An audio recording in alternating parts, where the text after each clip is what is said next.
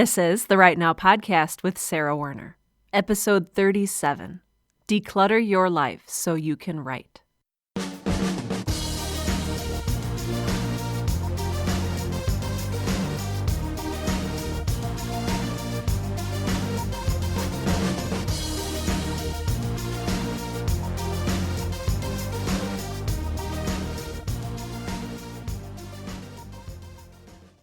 Welcome to Right Now, the podcast that helps aspiring writers to find the time, energy, and courage you need to pursue your passion and to write every day. I'm your host, Sarah Werner, and I've got to tell you, I've been struggling this week. First and foremost, I need to tell you that I'm not a schedule person. In fact, you don't ever want me to plan anything for you. I'm bad at planning. I've always been bad at planning. I'm one of those people who, if I get the chance to go on a trip or a vacation, I'm the person who says, we'll figure out what we feel like doing when we get there. As opposed to other people who are very good at planning and who make up this big itinerary that says, okay, Monday morning at this time, we're going to go to this place, followed up by an excursion to this place between these hours, and then we'll come together for dinner at this time, and then afterwards, this, and this. That is not me. I can't do it. It is not one of my skills or my strong points. But in my current position, I have a lot of responsibilities. I also have an extremely terrible memory. And so if you combine those two things, obviously I'm not going to be able to uphold my responsibilities very well. So what I did was I started using a calendar.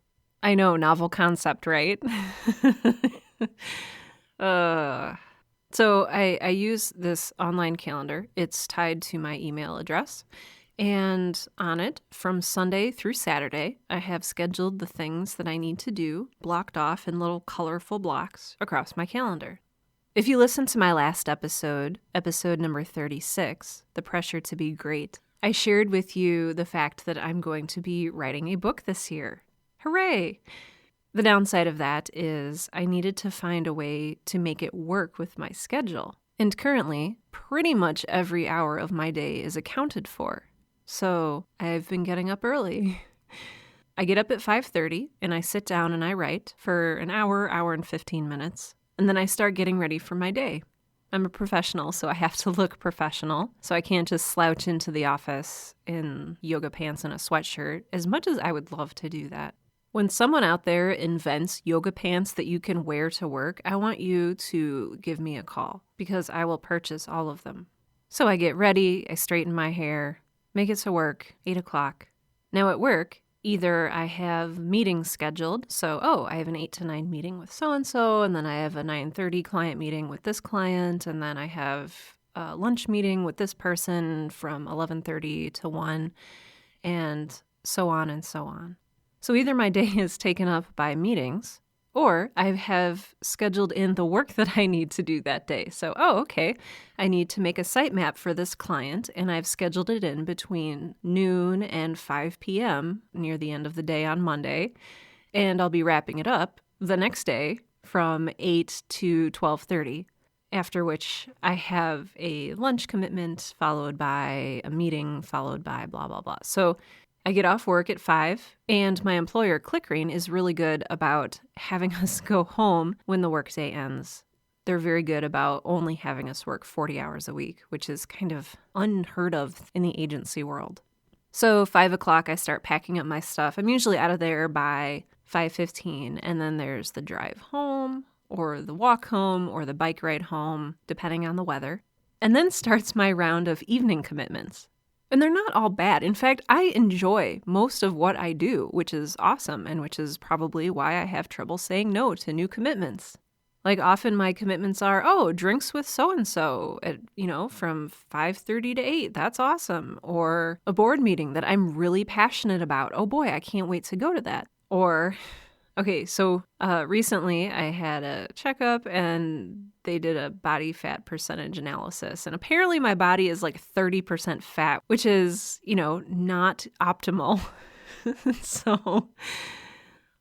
So I now have workouts, mandatory workouts 3 times a week. So that was fun to schedule in. And There's just a lot going on. And then there's my podcast, again, which I love doing, but also which takes up a ton of time, often 15, 20, 30 hours a week.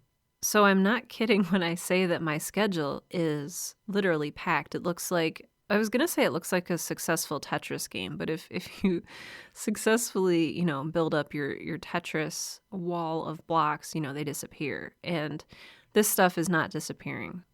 I have a lot going on, and maybe you have a lot going on too. So I'm exhausted. I'm an introvert, and to recharge, I need time alone. I need time where I'm just hiding somewhere and nobody knows where I am, and I have a book and a cup of coffee or tea or a bag of Cheetos, except I'm not allowed to have the Cheetos anymore, so we'll change that back to tea.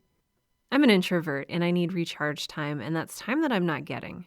So it's Sunday right now, and I had a leadership retreat for church yesterday and some other social commitments. And I woke up this morning and realized that my husband had left for church without me. He said he tried waking me up, but I was pretty much unresponsive. I usually don't sleep in, but I have not been able to stop sleeping all day today. I took a shower and then I fell asleep, went to the gym, fell back asleep, had a nice phone call with a friend. Realized I should probably record my podcast if it was going to happen this week. This is not balance. This is not work-life writing balance. Or maybe it is, and it's just a very cluttered balance. I feel sometimes like I'm spinning plates or performing this magnificent balancing act. But the thing is, if you take one step in the wrong direction, if you catch your ankle and it twists a little bit, all those spinning plates will just come crashing right down. So today I want to talk about clutter. I want to talk about what's cluttering your life, what's cluttering your schedule. Maybe literally what is cluttering your house or your desk or your email inbox. Where is that clutter? And how do we clean it out so that we have some margin in our lives? So that everything isn't just bleeding into everything else and making us exhausted. How do we find enough time, more time, or any time at all in which to write during the day? Because I've got to admit, now that I've sort of carved out some time in my schedule for writing every day, I still get distracted. Even though it is on my calendar, I still sit down to write and realize that I have 98 new unread emails. Or I have a little stack of bills silently judging me on the edge of my desk that I need to pay. Or that I have 2 cats that are batting at the outside of my door because they want to be fed. Or that I realized I have an important client meeting that day and I'll need some extra time to get ready. Maybe for you, it's not finding the time to write. Maybe it's finding the focus. Either way, that's what we're going to talk about in today's episode. First, I want to start off by asking, what is clutter? And more specifically, what is clutter for you? So I podcast from my writing desk, and so right now everything is kind of pushed aside, and I have my microphone and my piece of audio foam and my laptop and all this other stuff here. And all around my little ring of audio foam are papers and pens and notebooks and plants and little gadgets that I picked up here and there that I thought would inspire me, and stacks of books, so many books. Behind me is a piano, and on that piano are candles and flowers and plants, papers, books, of course, business cards. I'm one of those people that when I inhabit a place, I really inhabit it. The trick here is realizing what is good stuff and what is clutter. What is the meaningless trash that does nothing good for you and only serves to distract you from what you want and need to be doing? Sometimes it's hard to see those things, and I'm talking literally and figuratively. I'm used to having a messy, cluttered desk, and so when I walk into my office, I don't necessarily see the mess, but it sure does distract me while I'm trying to write. So since it's sometimes hard to see that clutter, let's focus on the essentials. Let's focus on the things that are not clutter. Let's focus on realizing what is good and important to us. So what I want you to do is think of 5 things that are important to you. And I want to tell you that it's okay if writing does not make the top 5. That's okay. So what to you is definitely not clutter? And you can do this in one of two ways. You can write down, if you are looking at literal clutter like my desk, what are 5 things that are actually important to me and conducive to my writing? Or you can take a broader look at your life if you tend to be overscheduled like I am. Take a step back, literally or figuratively. Write down 5 things that are important to you. So for me, this would be my family, nurturing good relationships with friends, having a creative outlet of some sort like writing or podcasting, my job, my faith. Maybe for you, it's your vintage car collection, or spending time with your kids, or baking, or gardening, or your wardrobe. Maybe it's the time you spend volunteering or serving your community. Maybe it's the plant on your desk that your mother gave to you to remind you to grow and flourish wherever you are planted. Whatever it is, write down 5 things, 5 essential things that are not clutter, but really get at the core of who you are and what you want to do. Now, if you have a schedule or a calendar like I do, I want you to take a look at your list of 5 things and compare that to your schedule. What do you see? What on there does not align with the items that are important to you? I can't tell you what is important for your schedule. That's something that you need to figure out. But I can tell you that I saw several things on mine that I'm like, okay, here's a few things that need to go. Here's where I can start to say no to things, cut down the clutter, and create a little bit of breathing room in my life. Create some time that I can spend getting my energy back. If you find that you have trouble saying no to things, then I encourage you to listen to episode 9 of the Right Now podcast. It's called Saying Yes to Writing. And the premise there is that when you say yes to writing, you'll need to say no to other things. And it kind of takes a look at how you can do that graciously and without hurting anyone's feelings. But maybe for you, it's not all about your schedule. Maybe you don't have a schedule. Or maybe you have a packed schedule and you have time for writing slated in there, but you still find yourself getting distracted during that time. So let's talk about all of this other clutter that can gum up the works. One of the things that helps me to identify clutter, aside from things that are not in alignment with those 5 core important things, is the feeling that I get when I focus on it. And so I'm looking at my desk right now, and I have this feeling of anxiety and irritation and stress when I see how much junk has piled up. I get the same feeling when I go into the kitchen and there's dirty dishes next to the sink. It just bothers me because there's something in me that can't be at peace, that can't, say, focus on writing fully until it's taken care of. And so I look at my desk and I say, all right, I'm going to set aside my writing time today to declutter so that tomorrow I can use my writing time to write. Sometimes you need to make a sacrifice for a more successful long term. I'm a very torn person. I think that I love minimalism. I appreciate it so much. But at the same time, I'm so messy. I hate it. Sometimes there's nothing more delightful to me than to walking into my office with a giant trash bag and filling it with items that need to go to Goodwill or filling it with old papers that I've been holding on to. Just getting rid of that clutter until I feel like I can breathe, until I feel like I can focus, and I no longer have all of this clutter poking at my brain. I do the same thing at my desk at work sometimes, and I do find that it helps me to focus better when there's not papers with deadlines and other urgent things begging for my attention left and right. Get rid of that clutter, tidy it up, put it out of sight and out of mind so that you can focus on writing. So that's your literal clutter. Let's talk for a second about digital clutter, because it's a thing. It's a thing now.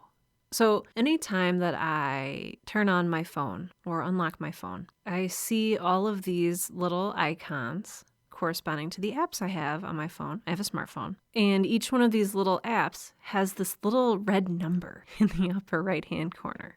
These are all of my extremely important, in air quotes, notifications. So every time I glance at my phone, I have this series of apps that I go through.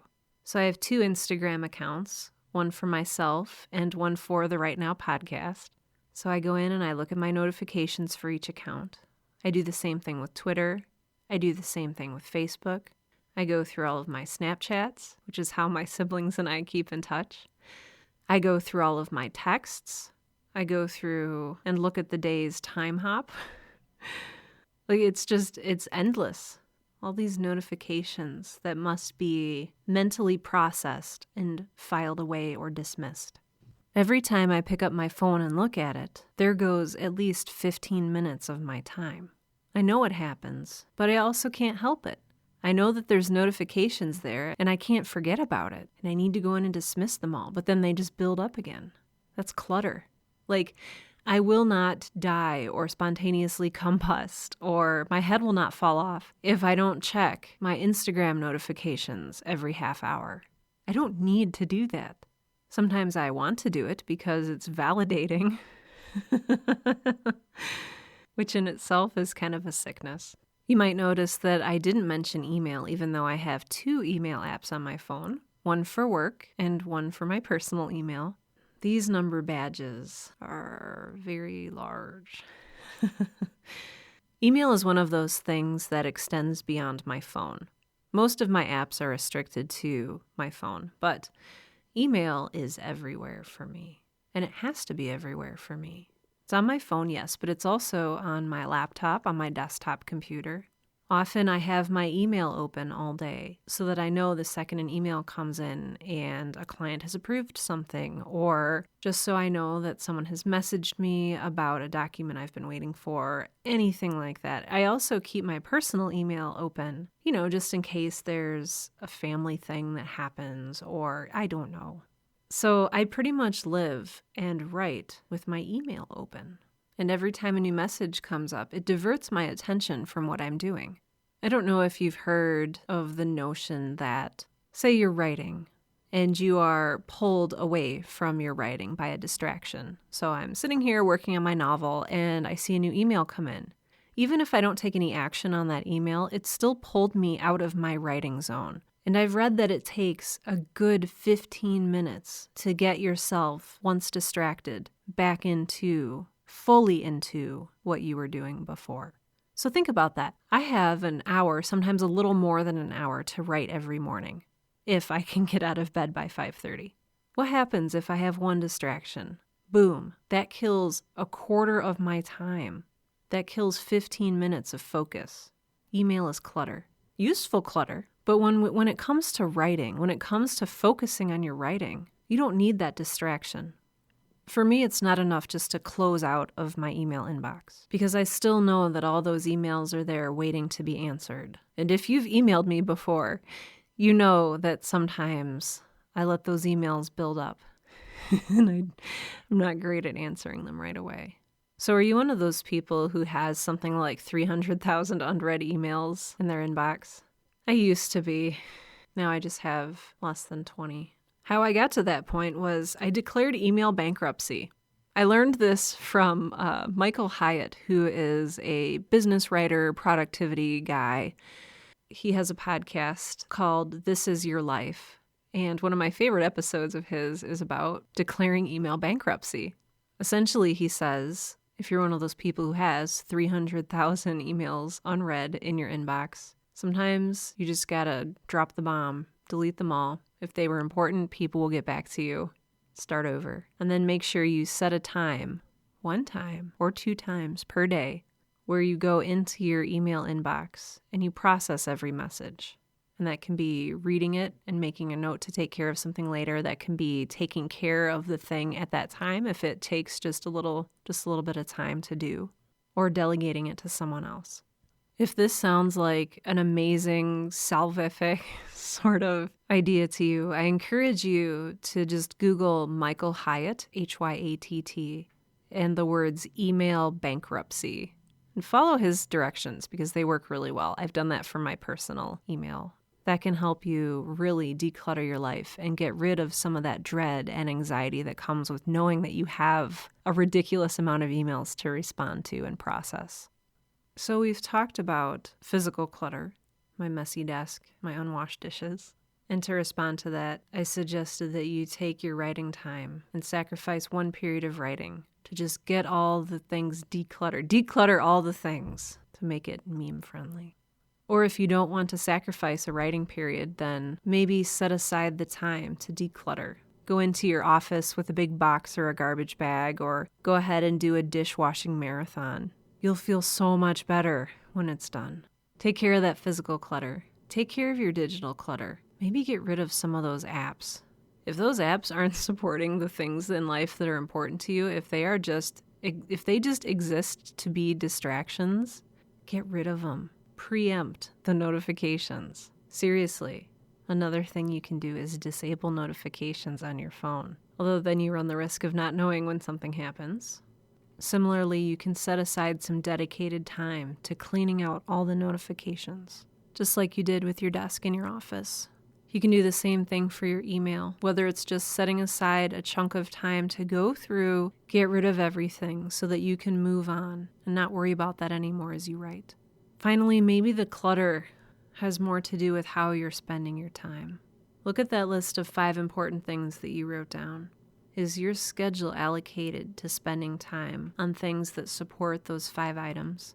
If you realize that you have 2 hours blocked off one day for something that you don't even care about, it might be a good time to start thinking about cutting that clutter out of your life so that you can have more time to focus on your writing, so that you can have more focus on your writing, period. Ultimately, the question that you need to ask yourself is, what needs to happen for you to sit down and be able to write with the focus that you need to write? For me, it's deleting apps that serve as nothing more than a distraction, leaving my phone in another room, unplugging the internet while I write, decluttering physically my desk and my work area, calming some of those anxieties, easing some of those stresses that can clutter up our hearts and make it hard to focus on what we need to be doing. So what about you? What's cluttering your life right now? Literally, figuratively, what's getting in the way? What sort of junk has piled up that you just need to get rid of? I would love to know. You can let me know in the comments section of the show notes for today's episode number 37. You can find the show notes for this and other episodes at sarahwerner.com. That's sarahwerner.com.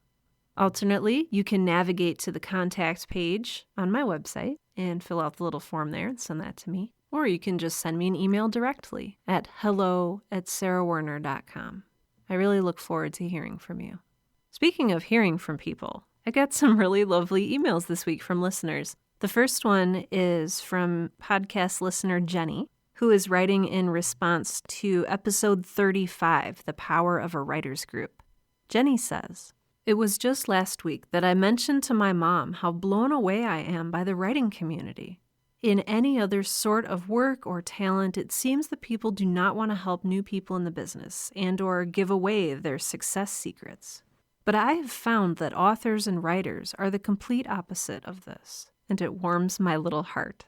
Jenny, thank you for your words. I think that is really true. And it's one of the reasons that I love writing. The community is just so strong and so supportive. It's a really great place to be.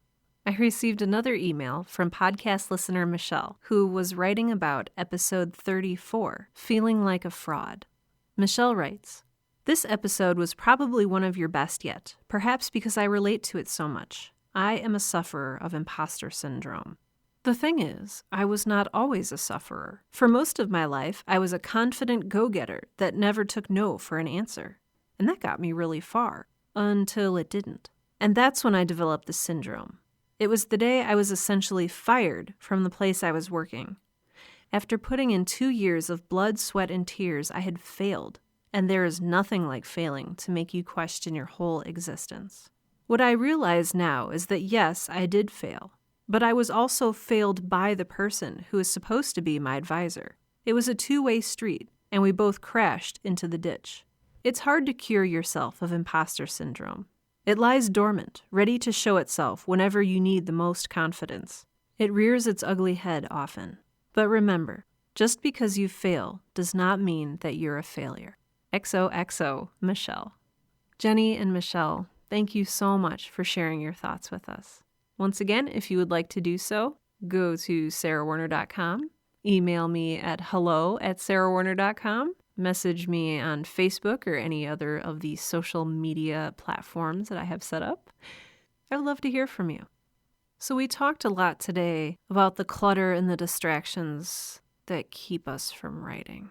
I feel like I neglected to say that sometimes you just need to give yourself a little grace. I am particularly bad at this.